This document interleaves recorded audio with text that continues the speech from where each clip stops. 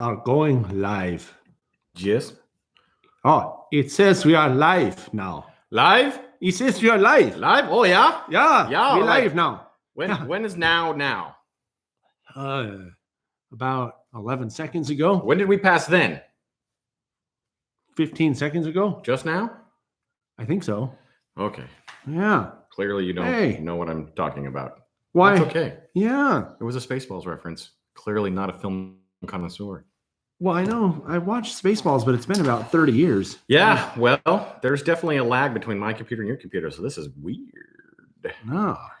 Is there a way I can just watch the questions? You can watch the questions on here. Hello, everybody. We're live. Yes. I'm here with my buddy, John Wiley. And we're coming to you live from the South Bay Historical Railroad Society boardroom. Indeed. So you may hear trains now and again on this live. I'll definitely hear trains going by. At some point. Yeah. Spaceballs is a ripoff of Star Wars. No, not really. It's a parody. It's not a a spoof. ripoff. It's Yeah, fun. man. Yeah, they're not trying to be serious about it. Yeah. So, yeah, anyway, thanks for showing up. There's some stuff that we'll probably talk about. And then I have the hat with all the names of all the entrants for the draw. That's why you're really here, isn't it? Free stuff. Did you come for the free stuff? Everybody wants free stuff. Yeah, but you can see there's a lot of names in there from the survey that was conducted for the past 30 some odd days. Mm-hmm. So anyway, look at this. 3 Johns. Wicked Seafood is a John too.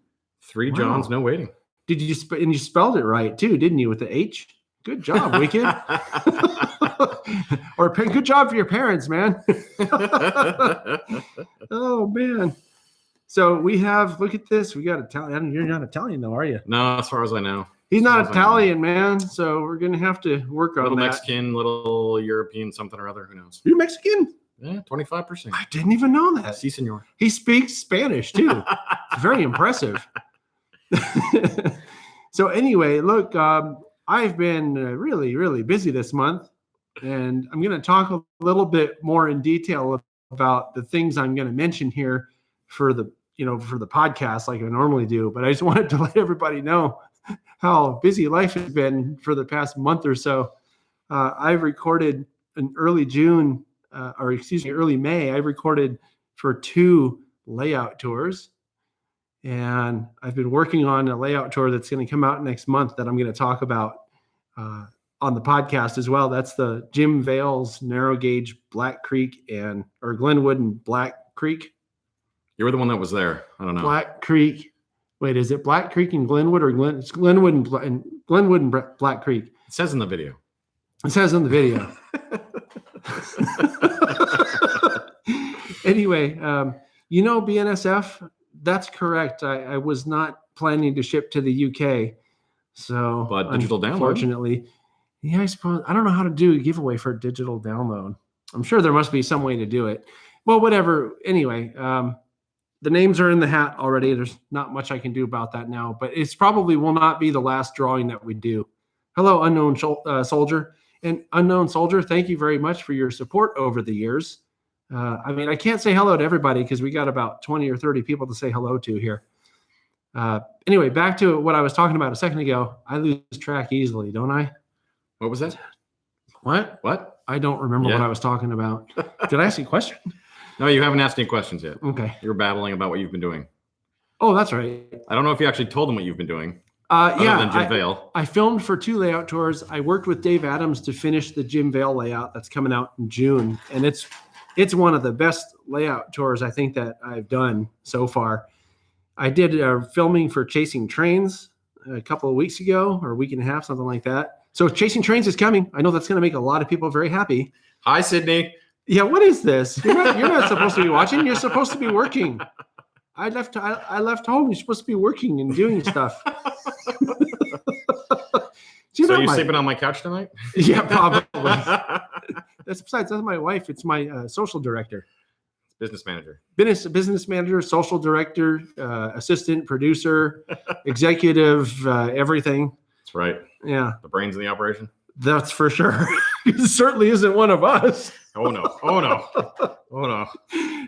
Anyway, so we did Chasing Trains, went with some guys. John couldn't play hooky that day from work. So, yeah.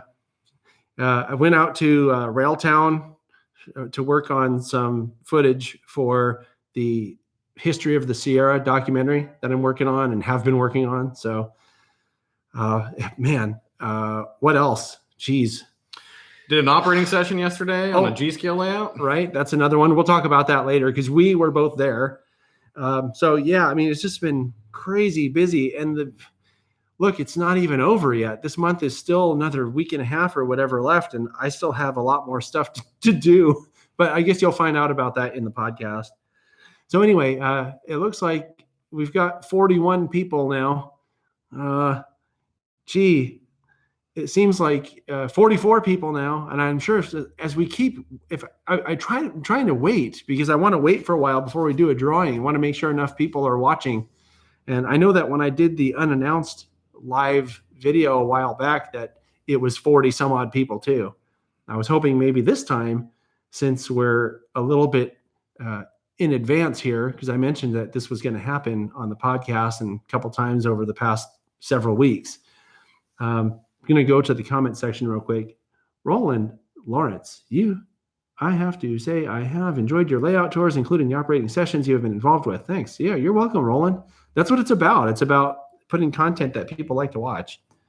So anyway, the viewer count is going up. So why don't we do one of these? I'm going to draw a name. Basically, the giveaway then is we're going to draw names to give away three single DVDs, and then there's a grand prize drawing for all 5. And what's going to happen is the way I have this figured out right now is these are the DVDs I'm giving away. And if you win one of them, here, you want to fan that out, sir? If you win one of these DVDs, then I'm going to contact you because I have the master list with all the email addresses of the people who entered.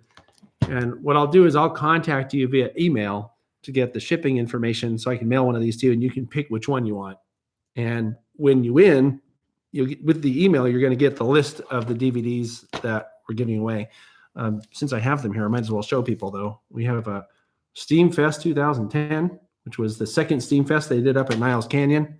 Very nice video. This is one of my favorites, Ace Stockton to San Jose. This was the second second real train video that I co-produced. This is a good one too. Shasta Steam documents the final, I guess, what do you call them? Revenue runs. These were excursions that were done up at the Wairika Western and the McLeod Railroad back in 2008. Both of those operations aren't operating anymore, at least not with these engines. We have Caltrain 2005. That was filmed, one of the chapters in this was filmed right outside the building we're sitting in right now. This was the first ever train video that I produced back in 2005. And something I should mention that's kind of cool about this is Caltrain right now is under the process of being electrified. So the footage that's in this video is stuff that you're not going to see anymore pretty soon. F-40s. Couple of years, but yeah. Yeah. And then we have 2472 in Niles Canyon. Always a favorite. Yeah, this is a good one too. The 2472 is going to be moved away from Niles Canyon. They're supposed to be going up to where the Northwestern Pacific used to be, or I guess it's where they are now, the NWP. And it's, as to my knowledge, is still sitting up at Brightside Yard, but they're going to move it sometime in the near future. So this is something else you'll probably never see again, 2472 running in Niles Canyon. So a lot of this stuff is almost by accident historical, Yeah. So it's pretty cool. Anyway, so those are for a drawing. Yeah, those are the videos that are given away. So the first one we're going to do is for a single video. All right. So do you want to do it, or do you want me to do it? Sure, I'll do it. Okay. All right. And we have, let's see. A blank piece of paper. All right, really? Mr. Blank, you won. Is it really? Okay. It's blank. I guess I don't have to give that one away now. Try again. All right, we have Owen H. Owen H, you have won video number 1. Congratulations. We will reach out to you and let you know. Yeah, Owen H. Okay, yeah, hang on to that. I don't want to lose that one. Although I guess it's recorded now, right? It is. Owen there H. is evidence now that Owen won. If there are 2 Owen H's, I'm going to be screwed though. I'm going to figure out which one it was. We'll have to figure that out. Okay, so anyway, since we're both here, and one of the reasons why I wanted to have John on today is because last month, so in April, we did a special thing called Wiley's Wanderings. And this is the guy that was wandering around. And I thought maybe since he was here, some of the people who like to watch the channel might have questions for Wiley's Wanderings. And these are questions that I wouldn't be able to answer because I wasn't there. So if anybody has questions, we're going to do a quick little Q&A here for the next 5 minutes or so. So we're going to be watching the screen here for questions. As this goes, let's see. Going back to the scroll back a little, Echo 5562. Yeah, we're in the SPHRS boardroom today, broadcasting live from you. We've got a display case and some maps behind you. You can come on down Tuesdays and Saturdays and check it out. Tuesdays and Saturdays. Yeah. Tuesdays and Saturdays. And behind that, through that door, there's layout room, which we're going to actually be running some stuff here in a while. That's not an open session. Maybe I shouldn't mention that, huh? But I did want to mention something else. Somebody asked a question that they want to know. Let me find it. Direct interaction with viewers. Yes, Aiden, that's the whole point. Tips for building your railroad? Yeah, where was that? It's Roundhouse Warrior. Roundhouse, there it is. Do you have any tips about building your first model railroad? Well, I've never built my first model railroad, so maybe you have a tip about that. I have some ideas, but sure. Yeah, go ahead. It's probably things people have heard a lot, but basically start small. And, even I do N scale. So a good size for N scale is even 2x4, really small, but it's really easy to actually finish something that small, which is a big challenge.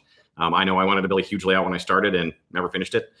So start small, 2x4, and also use something like Kato Unitrack, an N or HO, or another product on a larger scale, just because it works very well. Everything runs very well, and it's just easy to experiment with different track designs. So those would be my 2 things to start with, and then go from there. And don't try to be perfect. I definitely am not very good at scenery. I have a long way to go on scenery, and that's still something I'm working on. So just put some stuff down and play with it and see what happens. Sounds good to me. There you go. That's a lot of the same stuff I think I would have mentioned. Yeah. I think the thing I would think about most is figure out what you want to do first. And that's part of the exploration that you're talking about. So, well, I would have a basic plan, but actually I'm looking at a question Sydney asked here about being inspired on some of the trips I've done. I would say don't try to have everything figured out. Some people really like to have a 100% plan before they start.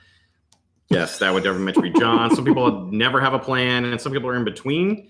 I would say figure out what works for you and kind of go from there. And if you have no idea what to do, just put some stuff down and give it a shot. One of the layouts I toured in Seattle on the Wanderings, the Mud Bay and Southern, he had a general idea of the areas he wanted to model, but otherwise he just put down some track and kept going, and the layout kept growing organically. If you watch that video, it's huge now, but he started in a very small piece of it.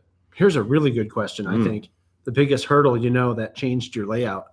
And, that might even apply to something like the layouts here, because you're in the process of doing something now, right? Didn't you cut a hole in the wall and find something that you weren't expecting? Well, no, we took a display case out of the wall here at SPHRS. We are going to be doing some expansion on the N-scale layouts. What was the question about changing again? You said? I can't. The biggest pothole now that changed your layout. The biggest pothole I know. Let's see. The amount of wiring that's required to do control panels and tortoises and switches and LEDs. I built a bunch of control panels for the layout here that use toggle switches, up-down toggle switches. And each toggle switch requires 3 wires. Didn't seem like a lot when I started, but after you've done 100 of them, 3 wires per switch is a lot of wiring. Additionally, the members here, I thought pushing the toggle switch up for switching the switch one way versus pushing it down the other way would be intuitive, but for some people it's not actually intuitive. They figure it out after a while, but when they walk up to it, they have to think about it.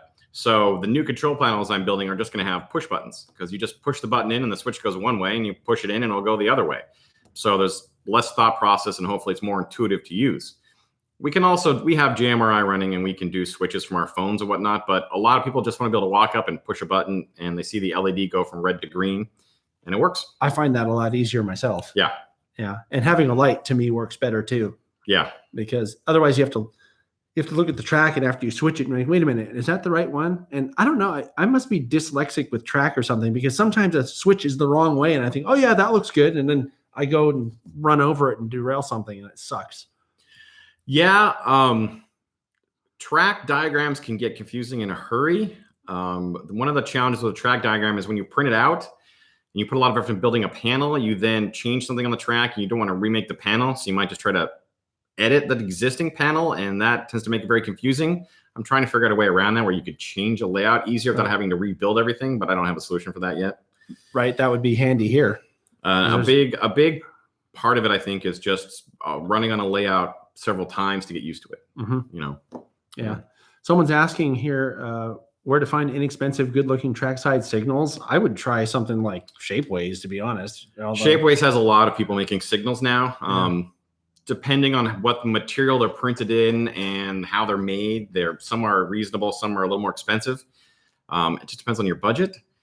In terms of HO, I think Model Power made signals for a long time. BLMA made signals, and I think Atlas will be remanufacturing them. I'm not sure who else makes like ready to run signals. A lot of that is just sort of custom built. Right. Yeah. Someone's asking, which DCC decoders do you use? I can answer which ones I use. So far, well, I have a couple of Digitrax decoders in my P42s, which are off camera here. These guys, I got some Digitrax for those. That was for a project that I was making a video that Digitrax wanted to sponsor. So I got those from them and just installed them, and they work pretty well. All the rest of my stuff now has ESU decoders in them, and I find that they run really well. So that's one thing that. What about you? Do you have a favorite, John, or is it just? I'm standardizing on ESU a lot now as well. Even for non-sound, I'll use the pilot version of the decoders, which is the motor control only in lights, and they work very, very well. I'll still use the smaller Digitrax decoders if someone just wants a real simple decoder and front and rear light.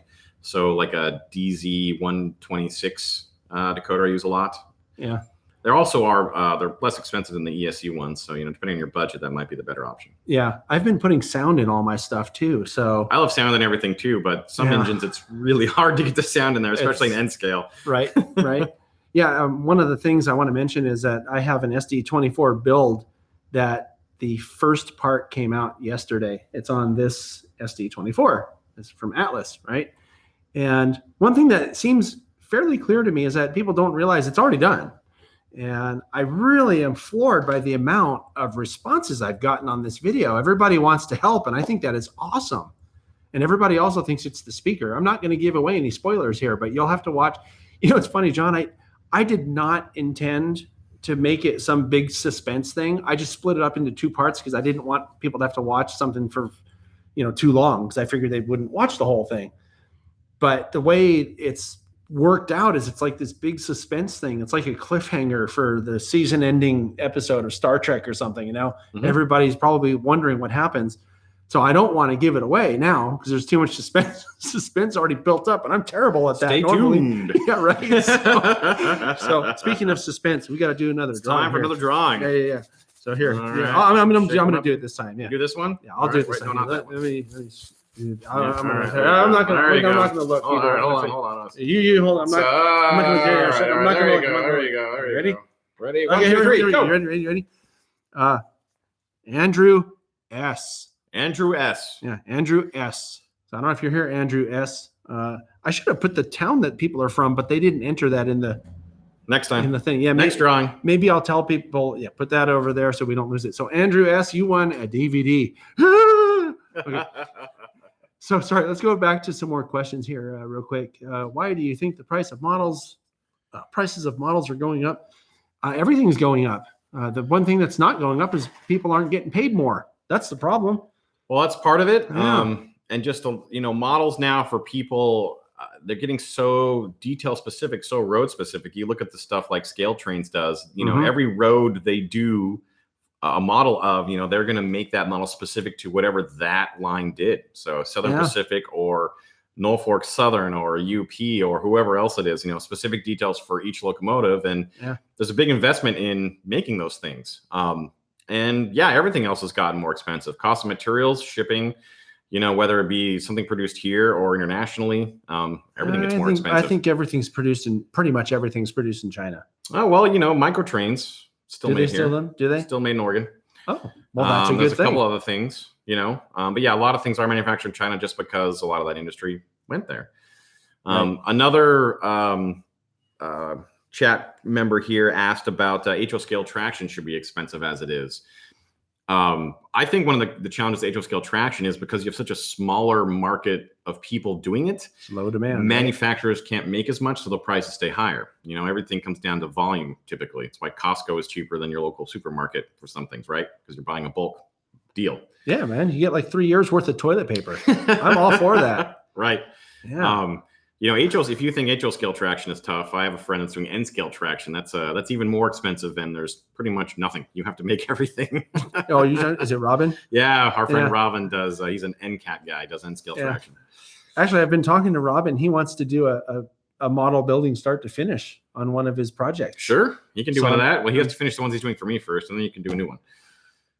Oh, I didn't know there was a waiting list, dude. So you got to get in line, man. Come on. Well, whatever. I'm not in a hurry. I got plenty of content coming up.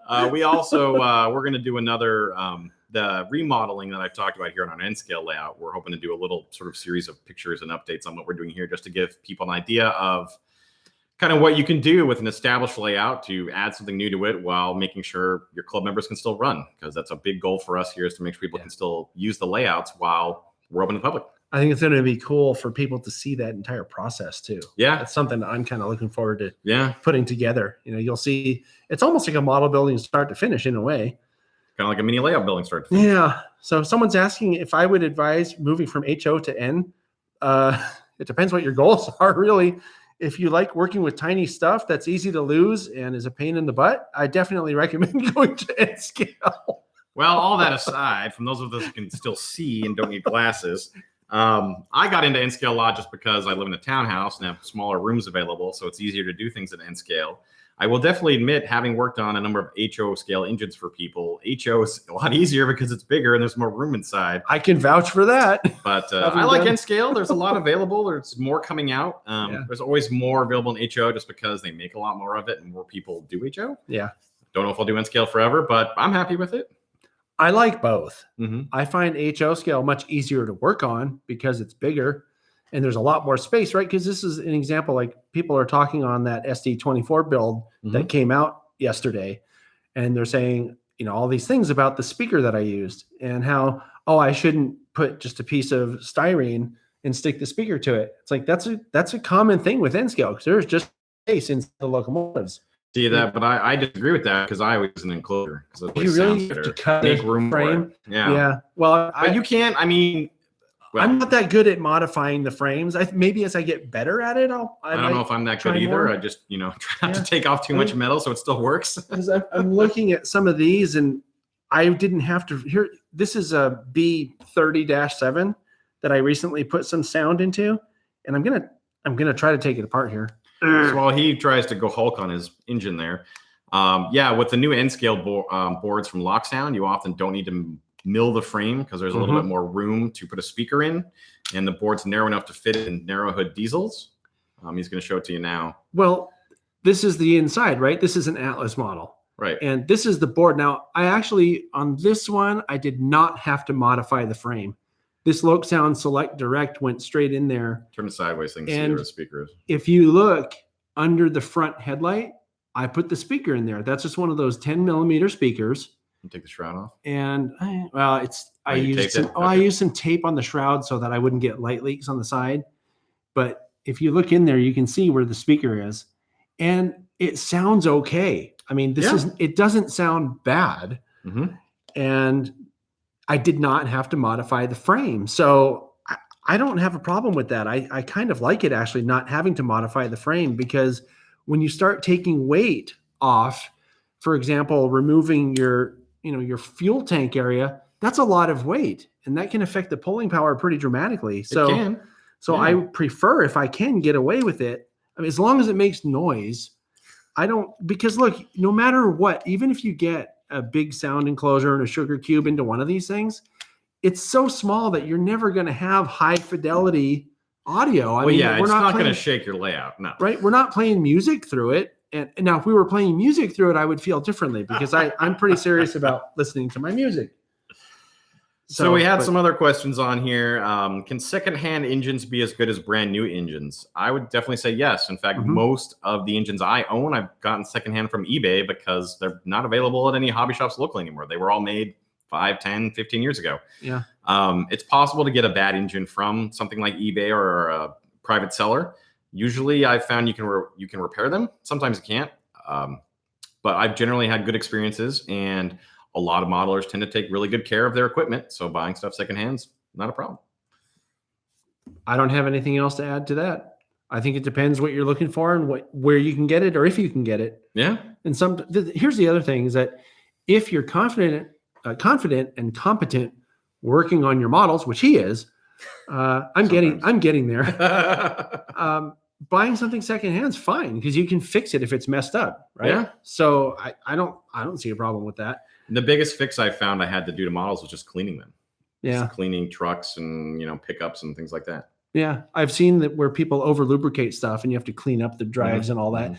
And when it comes to N scale, they're so simple. Even I can do that. I mean, every model that I've installed DCC into, I took completely apart. I had to because I had to. Well, actually, you know what? There's one exception. That one I just showed you, I did not have to take completely apart. I just took it apart enough to get the board in there, and then, that was that. Place things. Everything else, though, I've had to modify the frame in some way because those ESU decoders are not always the perfect shape for every model I've found. Well, no, they design them based on kind of one frame type, and you kind of have to work from there. Yeah. So, like for example, I have this other it's a B23-7, right? This one I had to modify the frame because the decoder would not sit flat in there, and it had little components rising up over where you slide the decoder in, and the metal pieces that are kind of shaped like this to hold everything were interfering with the components, or the components were interfering with it. So I had to shave those off. And so anyway, all right. Should we do another question or should we do another drawing? We should do another question. Oh, another question. Okay. And by question, I meant we should do another drawing. Oh, that's what I thought. I was wondering why you're grabbing. He's drawing this. He's grabbing the drawing hat. I'm drawing the question hat. The question hat. All right. Let me shake it up. Make sure. Whoa, we lost him. Put him in there. Okay. Okay, do it. All right, there we go. Don't look. No, you can't look. Oh, it's like three of them. All right, this one is blank. Yay, I win. Blank's a winner. Look at that. A 2-time winner for blank. All right. Okay. This guy's lucky. Look at this. He can just make it up. It's a blank one. Stuart F. You have won video number 3. Woo! Stuart F. Isn't it great when you can crack yourself up like I do? Oh, man. Hey, man, who needs comedy? I'm going to do a question here. Here, let's go up a little bit. Too far. Secondhand. Is making an HO garden layout good or bad? I know people have done it. There's definitely people in the UK that have done that. I would say your biggest challenge with HO outside is going to be the track is not UV rated. So I don't know how long it's going to last outside. It's not really made for that, is it? It's not made for outside. Yeah. I mean, there might be special HO track that's UV rated from the UK probably because they do the garden railroads a lot more out there. Yeah. So it can be done. And I know that if you search YouTube, you can find people that have documented their HO layouts in outdoors. So I think it's cool because it's smaller. So there's a lot more. If you have a small yard, stuff, it's right? more reasonable than G scale. Yeah. Yeah. Or if you have a big yard, you can make a massive layout. That'd be kind of cool. Sure. I'd actually be into something like that because I don't feel like I have enough space at where I live for a G scale or FN3 or whatever, the real garden scale ones that are this big, right? Well, if you would clean up the weeds, we could probably do something back there, They're the wrong kind of weeds. Well, yeah, otherwise it would be easy to clean them up. Just invite some people over. Anyway, it says here, we had a, go ahead. What would we have? What was it? Oh, what was it? Have you ever wait. Can a 18 radius engine work on a 22? Of course. Engines that are made or rated for small radii can be used with anything bigger than what they're rated for. Right. So usually the number they give for the radius is going to be how tight a turn the engine will handle. So if you have something that does an 18-inch radius, it'll do a 22-inch radius because that's larger and thus a gentler curve. And the engine won't be trying to bend as hard around the rails. It's not exactly accurate, but it's close. Close enough. I get the point. Yeah. That's why it's called a minimum radius and not a maximum radius, because that's as tight as you want to go. And you'll often hear people talk about passenger cars that can work on a minimum radius, but they don't look good on the minimum radius. That's because they hang over the track so much it's not realistic. So like an N-scale, a Kato passenger car can probably work on an 11-inch radius, but it's going to look much better on an 18 or a 20. Yeah. To me, and I'm just going to be brutally honest, I think it just looks dumb when they're on too tight of a radius. But remember, if you have a little layout, you're not going to have giant radius. Yeah, but you know what, though? If I had a little layout, I think I would do traction, or I would just do small stuff. I would not run the Amtrak, Starlight. Well, no, but a good example of that is for those of you that might be familiar with Lance Mindheim. No. Anyway, he does professional layout building, and he has a really good blog. He's doing an N-scale project right now for a New York Harbor layout set roughly during World War II, I believe. Okay. And he's using the Kato Unitram street track system for the street running, which is very tight turns. But he's able to get an 060 with a little bit of work on the flanges in the plastic concrete to run on the track. So you can do very small engines on really tight radiuses as well. So if you wanted to do something with like a little 44-tonner switcher, that would work too. Well, right, but that's smaller equipment. Yes, right. Yes, but not only trolleys was my point. Oh, okay, right. Yeah, not just traction. Yeah, if I implied that I meant only traction, that was my mistake. That's not. Yeah. Okay. Yeah, all right. I didn't mean to imply that. Let's see what this says. Have you ever wanted to see Milwaukee Road 261 in person? I'd like to see everything in person. I'd love to see all the existing steam engines in person. Yeah, right. And that's the thing, before they go away. And there's a saying when it comes to doing these excursions and other rail fanning type prototypes, stuff like that is you don't know time or if there will be a next time. That was one of the reasons why I was really bummed out missing 44 49 last year in June. Yeah. I had a family thing. I had to go to a wedding in the opposite direction. People who watch Chasing Trains know what I'm talking about. So, will it run? And plus the way things change, right? Because Amtrak's now doing this thing with they won't run private stuff or whatever. So that's who knows if it'll run because BNSF doesn't mind having it up there, but I don't know. I'm just see stuff when you can. So if you want to see Milwaukee Road 261, go do it. Thoughts on concrete versus wood ties? We've seen lots of wood ties out here in the San Francisco Bay Area, especially on the commuter lines, like light rail.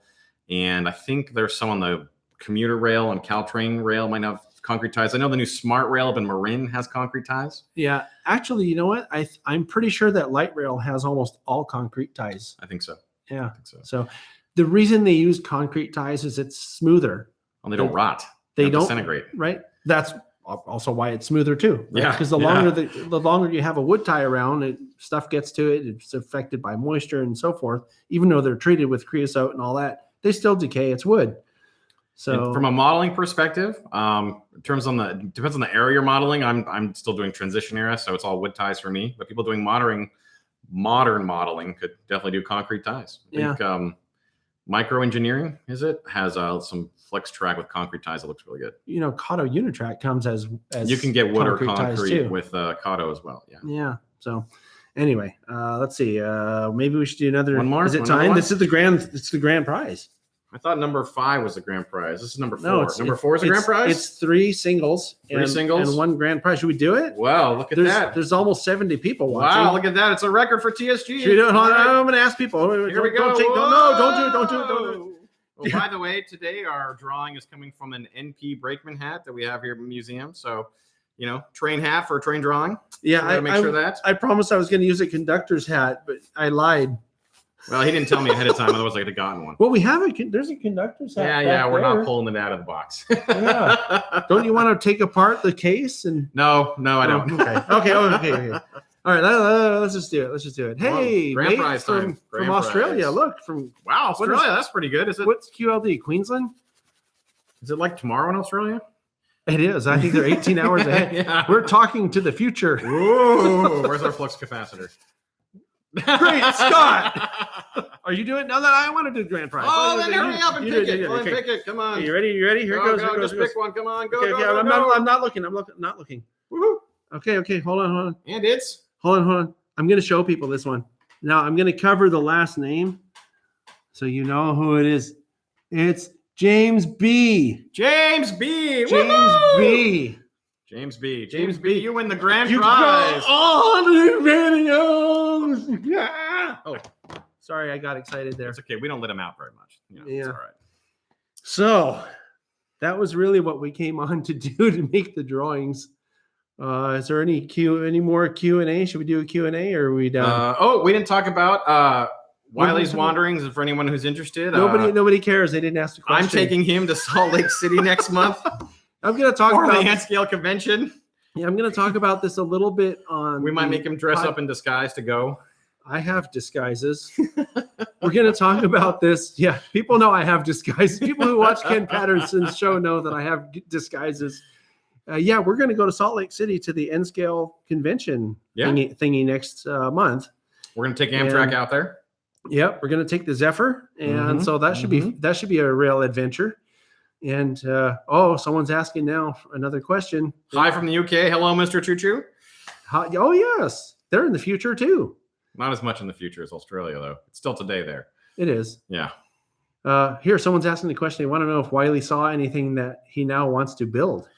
Yes. Well, believe it or not, better control panels is one thing I want to build after going to Seattle. Those were my first ones. They're functional, shall we say. I definitely want to do that. And we'll see. A packing plant. And that's part of what we're doing in Scales. We're putting in a packing plant and like the ice docks, so the stuff for the Pacific Fruit Express that was on the West Coast. We're going to be doing that. PFE, man. PFE. Someone here I've seen has a massive PFE unit train. Yeah. That they pull around with. Yeah. I think One of our members, Rick, has 50, 75 reefers easily. Yeah. Easily. It looks really cool going around the layout too. It does. Speaking of that, we mentioned it earlier. I'm going to mention it again. Mm-hmm. The South Bay Historical Railroad Society is housed in the Santa Clara Depot, which is at the Santa Clara Caltrain station. Shameless plug. And it's a shameless plug. But what's cool here is it's not just layouts, but they do have some cool layouts. You have an N scale and an HO scale layout here that we did layout tours back in 2016 on those. But they also do open houses from time to time, which is a cool event. Twice a year. And I mentioned, I believe it was sometime recently, I mentioned that it's probably one of the best events in the South Bay for train stuff. And I mean that. They have a whole museum here. And the interlocking towers opened up for open houses. But the normal hours that you can come down and check things out are Tuesday, 4 to 7 or something like that? And Saturday from 10 to 4 or 10 to 3, something like this? Saturday, 10 to 3. Tuesday night, 5 to 8. Oh, it's 5 to 8. Okay. And then on Thursday nights, we're often here doing work on the layouts, and you're welcome to stop by and take a peek. We're not running trains usually, but we're here. Thursday nights as well. Bunch of people here. So anyway, last things, we're going to go and run some trains here because John never gets to. But I wanted to mention just real quick because I'm in the process of filming or producing a video about installing sound into this. This is actually a Bachmann Spectrum engine that I've had. I got this in a train set, and I put an ESU Select Micro in this with a Sugar Cube speaker. So, you'll like that. I don't recall having to mill the frame on. No, there was enough room. There's plenty of room in that one. But yeah, there was a lot of space there. I think maybe because the weight that Bachmann put into it was a lot less than what a lot of these other companies do. Well, it's the way they define the frame. There was space on the top of the frame to squeeze in the speaker, and then the board is over the speaker. Yeah, it had kind of a big light board in it, stock light board. And then this is an Athearn SD70, which I didn't record it, but I put sound and DCC into this other one. I did this one as a test first to see how it would work, and it worked. So I've installed DCC into this one using a Select Direct Micro board replacement, but instead of putting it into the slots and all that, I had to actually modify the frame a fair amount, and I had originally put double-sided tape in it, but I found that it was kind of a teeter-totter. If I pushed down on the front, the back would come up, and I pushed down on the back, the front would come up. So I went in and I had to take it entirely apart, actually both of them, take the foam tape out and set the decoder on some capped on tape, right? So that it wouldn't short right on the frame. And it is a modified frame. I had to cut the frame down a bit to get everything in these. And this is one that I'm going to show on a future episode of John's Models, as well as the Dash 8 that I was showing you a second ago, the Bachmann one. those are both going to be on future episodes of John's Model. So something to look forward to. Next month is the conclusion of this SD24. So anyway, I will see everybody on the podcast. That's on June 2nd. And thanks for coming. I really appreciate that. Is there anything else you want to make a quick last answer here? Or? Looks like our last question, Don Bell. What is narrow scale? Is it bigger than HO? Narrow gauge refers to the distance between the rails being different than your standard gauge. So in the real world, your regular rails are 4 feet, 8.5 inches apart. Your narrow gauge rails are often 3 feet apart. So the smaller rails would also then mean smaller equipment. And that tends to work as well in modeling. HO scale, the equipment is yay big, and then your HON3, which is your narrow gauge equipment, might be yay big. So there's a lot more to it than that, but that's a general explanation. I can tell you that if you would like to see examples of all that stuff, there's a series on this channel called Model Railroading 101. Scale was the first thing that we ever covered on that series. And if you search for Model Railroading 101, scale versus gauge, or all about scale, something like that, you will find that. Mm-hmm. And you can also look for a subsequent one that was about gauge. So, and it covers the differences between scale and gauge pretty comprehensively. And then, there's the next layout tour coming up is an HON3 layout. I mentioned it earlier on this live webcast. So that's also something that's worth watching coming up on June 9th, I think. So anyway, okay. I think we're going to go. Thanks everyone for watching. Yeah, going to go run some trains. Thanks for showing up. Glad we were able to give away some videos here. If you didn't win, stay tuned because I'll probably do it again. There will be other surveys in the future. I'm just trying to figure out who's watching, what they like, and all that kind of thing. Right? Bye. It's hard to say goodbye, John. I'm closing this now. Do you know how to turn it off now? I'm trying. I don't know. Oh, that's not it. It disappeared. No, it disappeared. There it is. Yeah, that's not it. It's this button down here. It says push the button. End stream. Push the button. Push the button.